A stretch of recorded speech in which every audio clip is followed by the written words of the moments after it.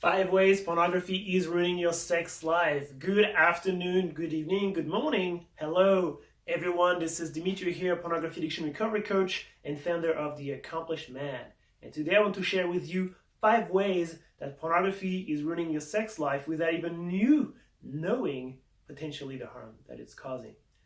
Number 1, pornography is made of hyper-stimulation or super-stimulation.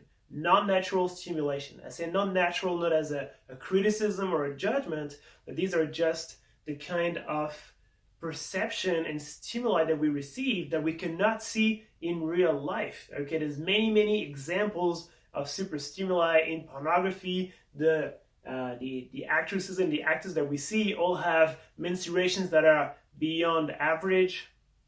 The angles that we see or the zooming or the close-ups that we see, we cannot see them with our naked eyes, etc, etc, etc. So all these are super stimuli, and by being exposed to these super stimuli, which is what makes pornography exciting for us, we lose a reference for the normal real sex. So if we use pornography as education, if we use pornography as a point of reference, we forget what real sex, natural sex is meant to be, and we fall for the trap of pornography and super stimuli.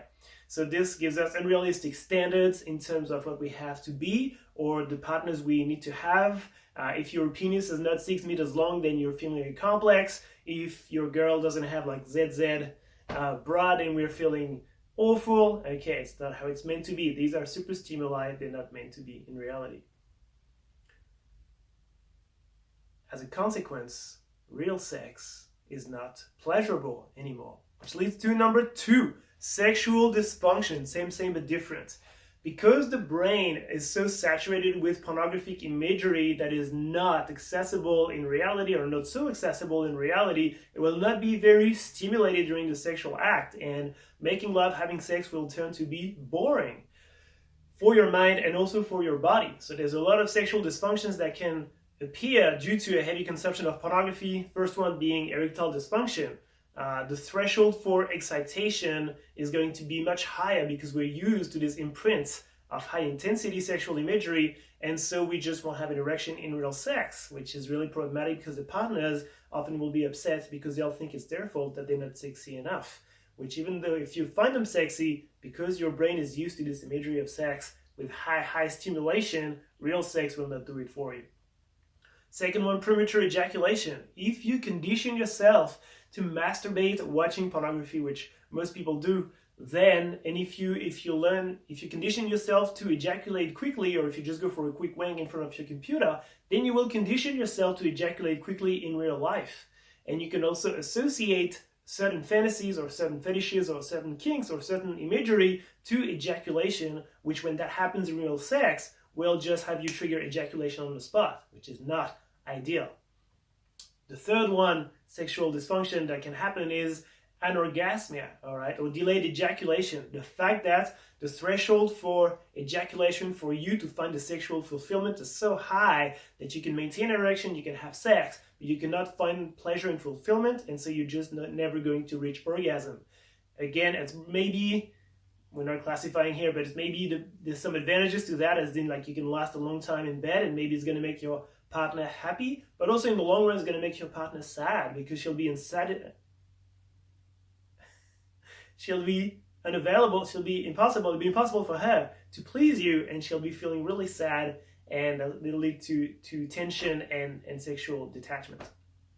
Number 3, not taking ownership for your fantasies. If you use pornography as an avenue for sex, that means that there is some taboo in your sex life or some blockages in your sex life where you want to be accessing these fantasies or this particular kind of partners or this particular kind of sexual scenarios, but you're not able to access them. And so there is some kind of shame or a taboo or a blockage that is happening here. And by falling back for pornography as an easy way to dive into these fantasies, then you're cheating yourself into tricking your brain into making these fantasies come true when really they're not. I'm not saying here that every fantasy should be put into practice. I'm not saying here that all the crazy darkness that we see in pornography has to be put into the world, But if we acknowledge these fantasies and if we're able to share these fantasies or even to discuss them with partners who are willing to discuss those fantasies with us, then we're in a better place to remove the taboo from our sexuality and stand more in alignment and peace within ourselves.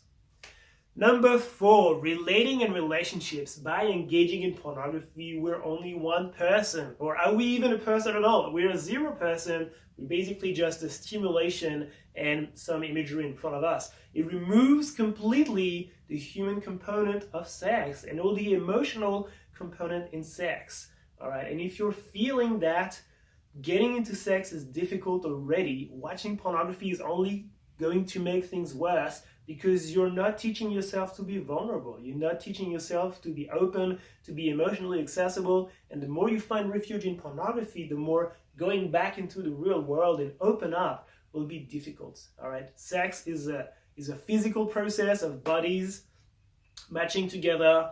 It's about sex, it's about reproduction, it's about pleasure, it's about energy, but it's also about emotions and contact and looking into each other's eyes and these kind of things. If you're into it, you don't have to be, but there's definitely a human component that is present in sex that is not in pornography and that is not healthy for you in the long run. And number 5, the bad news with number 5 is that the impacts that you're suffering from here with pornography are also damaging your future. Whatever situation you're in with pornography right now is going to only get worse in the future. So if you decide to stop pornography today, there will be a certain process and a certain amount of time that you have to dedicate for your healing, and by all means it can be done. I am the living proof that it's possible. After 17 years of addiction, I quit pornography and haven't been looking at it for the past 5 years. But the more you keep on watching pornography, the more you're impacting your future, and the more this time that you'll need to heal will be long, and the more these patterns where you're going into extreme pornographies or desensitization or fetishism or any of those is going to colonize more of your life and impact more of your life. Okay, so these are the 5 ways that pornography is ruining your sex life. The more you're learning about pornography, the more you're learning about addiction, the more you're able to make an informed decision about what is good for your future. Okay, so that's it for me today, everyone. Keep learning, keep healing, and keep transforming. Take care.